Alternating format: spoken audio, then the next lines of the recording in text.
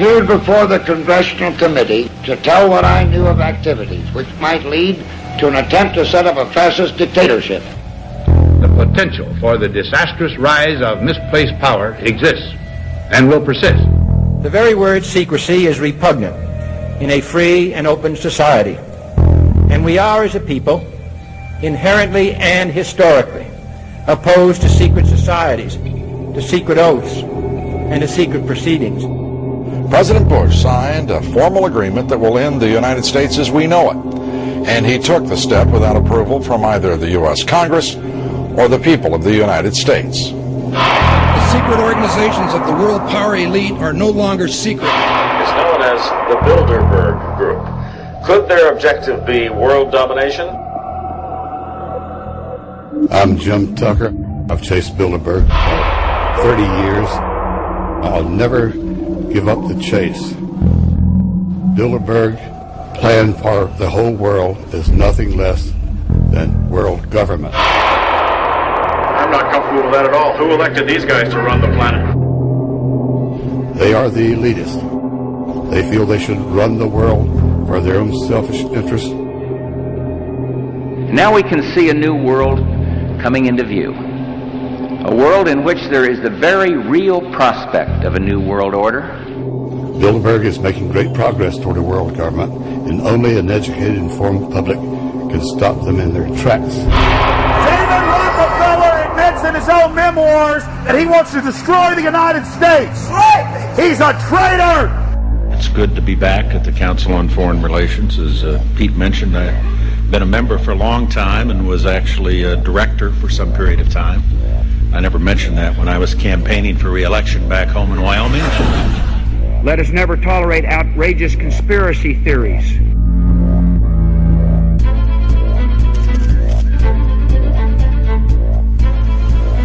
I need you to move off the property, please. Some shots were fired.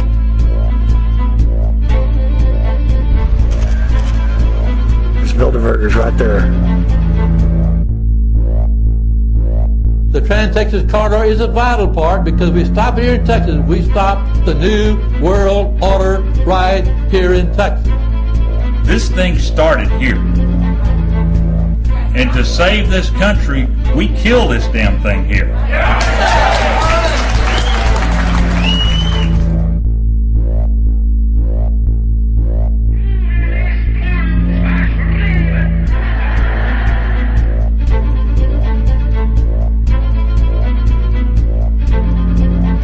There is a chance for the President of the United States to carry out a phrase his father used, and that is a new world order.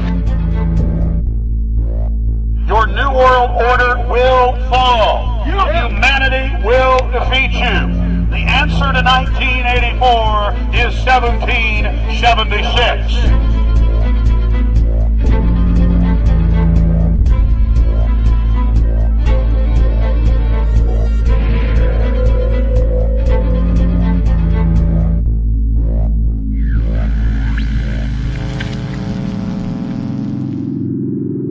In the near future, Earth is dominated by a powerful world government. Once free nations are slaves to the will of a tiny elite. The dawn of a new dark age is upon mankind. Countries are a thing of the past. Every form of independence is under attack, with the family and even the individual itself nearing extinction. Close to 80% of the Earth's population has been eliminated. The remnants of a once free humanity are forced to live within highly controlled, compact, prison-like cities. Travel is highly restricted.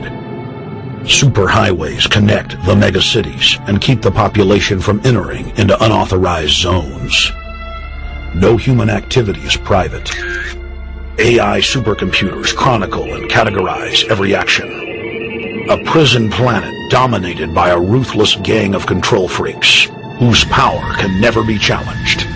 This is the vision of the global elite, their goal. A program of total dehumanization, where the science of tyranny is law. A worldwide control grid, designed to ensure the overlord's monopoly of power forever. Our species will be condemned to this nightmare future unless the masses are awakened to the New World Order master plan and mobilized to defeat it. Erected by a secretive group, the Georgia Guidestones are a testament to the elite's plan for a world religion, global laws, with a global court and army to enforce it.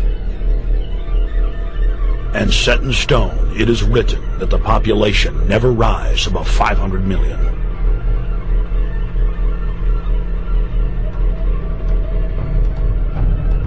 In this film, you will learn how our world is truly governed. You will see how highly secretive roundtable groups interlock to form a global intelligence network. This group has been steering planetary affairs for hundreds of years. Now, in the final stage, they prepare for open world government. A goal tyrants throughout history have lusted after. Dr. Michael Kaufman is a published ecologist specializing in ecosystem research, forest ecology, and ecosystem classification.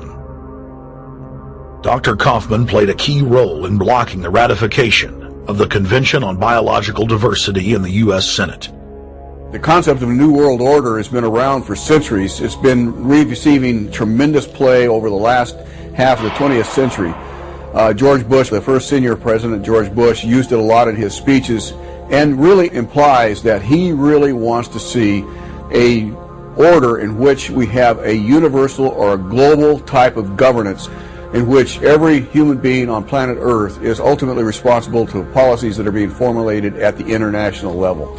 It is a big idea, a new world order.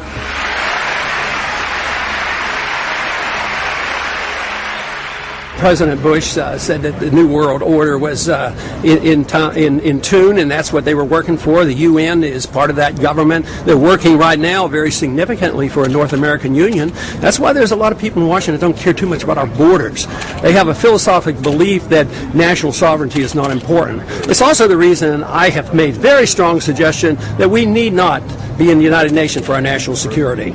It's really always the same. You go back throughout all of history, the Roman Empire, the Soviet Union, Hitler during the Nazism was always saying that it's going to create the utopia for the average person, when in fact, history always shows that it does exactly the opposite. Conquest and empire is as old as civilization. Babylon, Egypt, and Greece. They all built empires in an attempt to rule the world. The Roman system at its peak dominated the known world. Complex governmental systems were developed to control diverse populations. During the period between the 15th and 19th century, new empires emerged and again waged war for supremacy.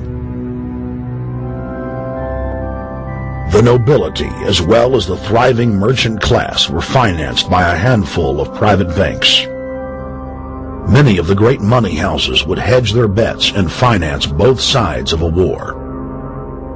Sophisticated intelligence-gathering networks gave the financiers a clear edge over the governments they were slowly gaining control of.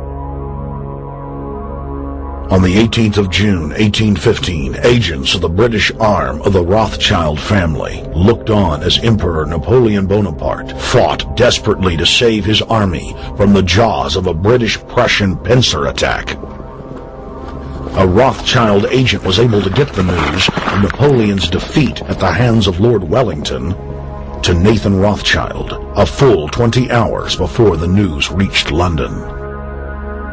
Nathan, the head of the British arm of the Rothschild family, put out the rumor to the London Stock Exchange that Napoleon had won the war.